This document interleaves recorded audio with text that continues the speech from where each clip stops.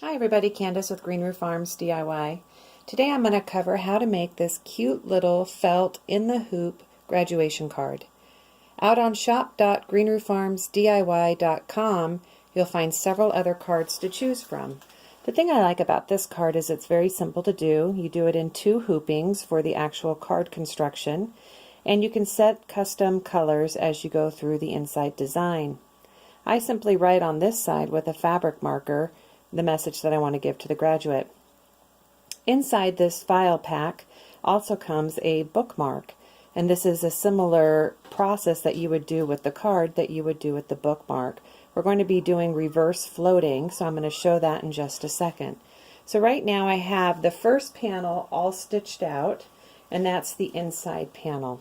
So I have that ready to go when I go to join it to the front panel that is going to stitch out right now. Now you'll be stitching in a 5x7 hoop, and all I do is I cut a piece of felt down and I float it inside my hoop. I lightly make sure that it's down and that it fits in there very nicely. And then I go ahead and I start my machine. Now the first stitch that's going to occur is going to be the tack down. It's going to tack down that felt in place so it doesn't move around while it's doing all the design stitching.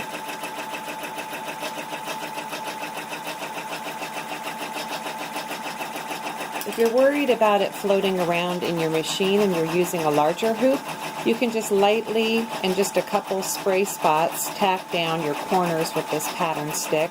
I find that works really well, and I usually just tack down my corners if I'm using a larger hoop.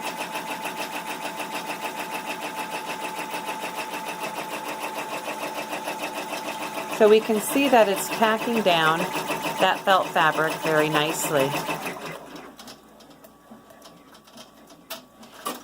Now the machine is going to stitch out the congratulations, the graduate, and the graduate cap, as well as that what looks like a buttonhole. And so I'm going to pause the video right now just to save some time, but I'm going to let the design stitch out. Once the last design element is stitched out, you're going to want to stop your machine.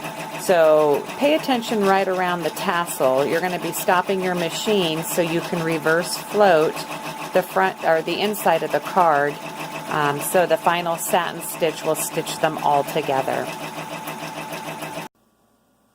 Alright, now we've come to a stop, and what this is showing is that it's going to stitch another outline.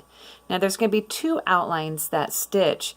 So I like to stop it before the first outline because I can already see the outline down on my card and I can go ahead and line up. But if you for some reason miss that step, it's just an outline to show where you're going to reverse float your back fabric, and then the next one will be the tack down followed by the satin stitch. So I'm going to go ahead and take it out of the arms. I'm going to bring it over to my counter over here, and I'm going to show you how we reverse float. So let me get a light on. So what I do is I come over here to my little workstation. I grab the panel that I'm going to be putting on the back side, which is right here. And what we need to do is we need to join the back, which is your outside cover, to the inside.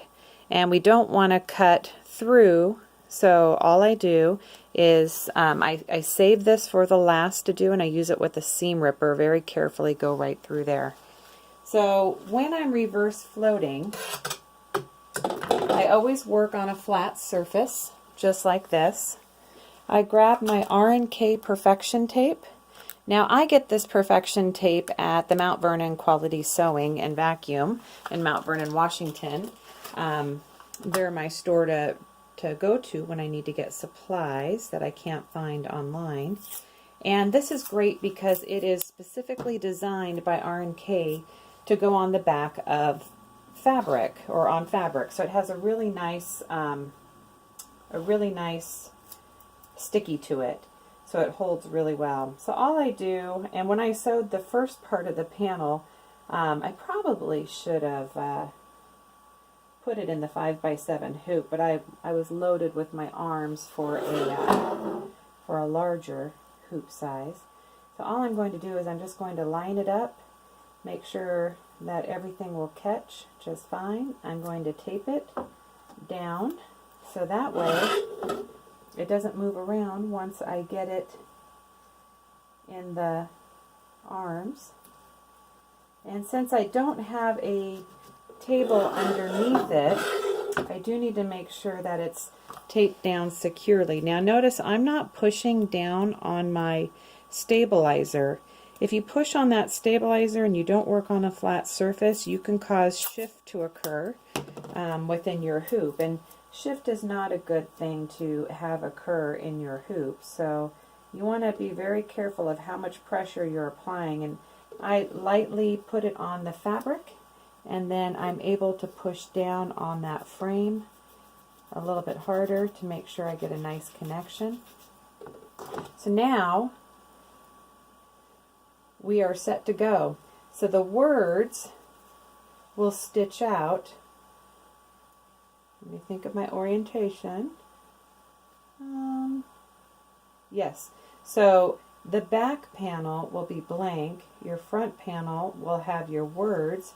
And then when somebody opens the book or opens the card up, your words will be right here. So you want to make sure you're not upside down when you do this. Your words all need to be facing the same way. So I'm hoping that makes sense. So when you're looking at your hoop, you simply turn it over and there are the words. Okay, and I lined up to make sure that it's all going to stitch perfectly. Now I just return it back to my machine. So we'll come back over here.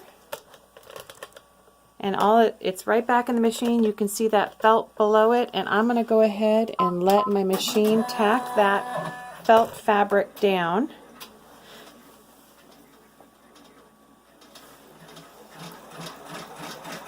And once it gets tacked down, it's going to be a lot more secure. It won't be relying on that tape as much. Alright, all my pieces are stitching. Now it's going to move on to the satin stitch, and then I'll show you how to trim. Alright, now we're all done stitching it out. So I'm going to go ahead and take it out, and you see that it's stitched out beautifully. And we got the back side, which actually would go this way, beautifully done.